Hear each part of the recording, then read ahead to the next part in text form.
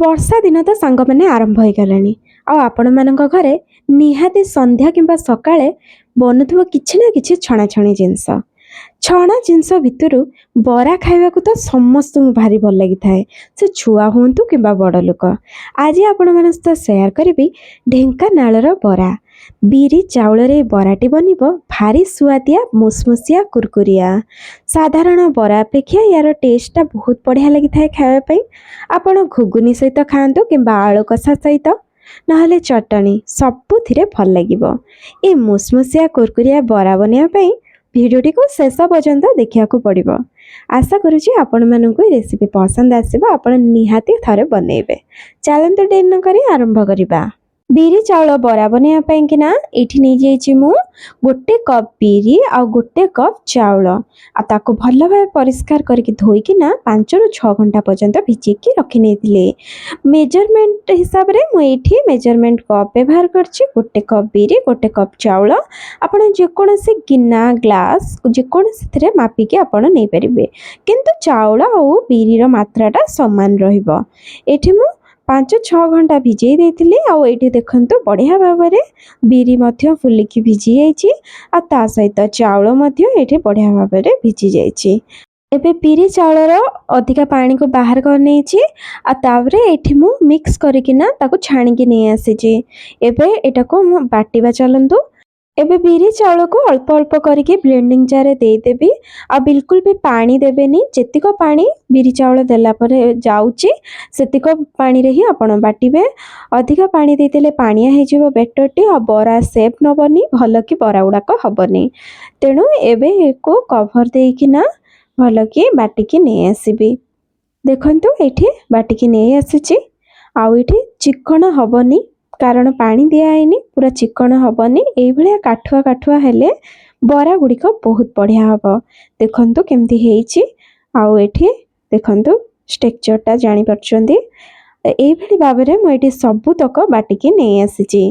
ଏବେ କ'ଣ କରିବି ନା, ବରା ଭଲକି ଫୁଲିବା ପାଇଁକିନା ହାତରେ ଏମିତି ଗୋଟେ ଡାଇରେକ୍ସନରେ ତାକୁ ଫେଣ୍ଟିବି।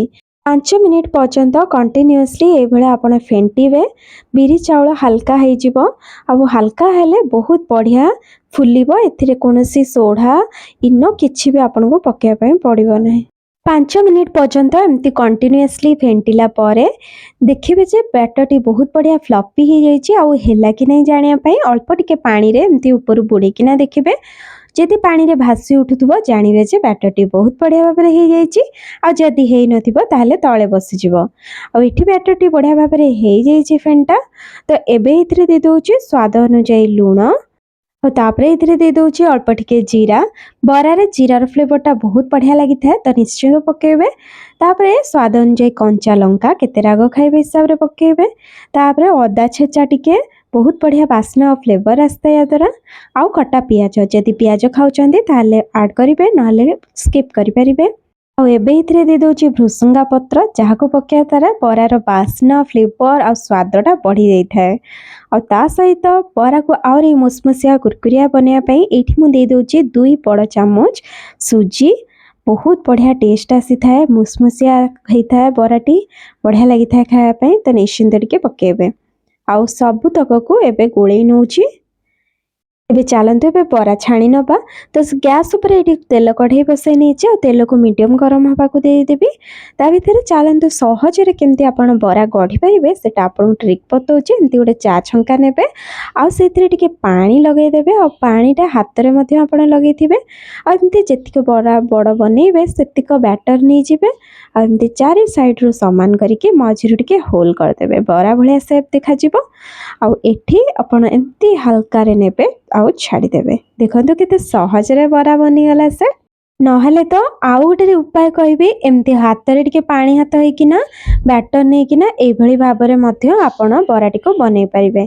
ଯେଉଁଟା ଆପଣଙ୍କୁ ସୁବିଧା ଲାଗୁଛି ସେଇ ହିସାବରେ ଆପଣ ବନାନ୍ତୁ। ଆଉ ଗୋଟେ ସାଇଡ଼୍ ଭଲ ଭାବରେ ଗୋଲ୍ଡେନ୍ ହେଲେ ଯାଇକିନା ଆର ସାଇଡ଼୍କୁ ଓଲଟେଇ ଦିଅନ୍ତୁ।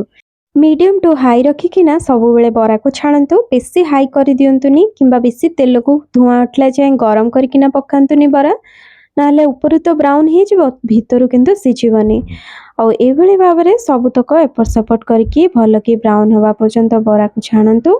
ବରା ଟିକେ ହେଇ ଆସିଲେ କଞ୍ଚା ଲଙ୍କା ପକେଇ ନିଅନ୍ତୁ ଯଦି ଆପଣଙ୍କୁ ପସନ୍ଦ ବରା ସହିତ କଞ୍ଚା ଲଙ୍କା ଖାଇବା ପାଇଁ କିନା, କିନ୍ତୁ ବହୁତ ବଢ଼ିଆ ଲାଗିଥାଏ।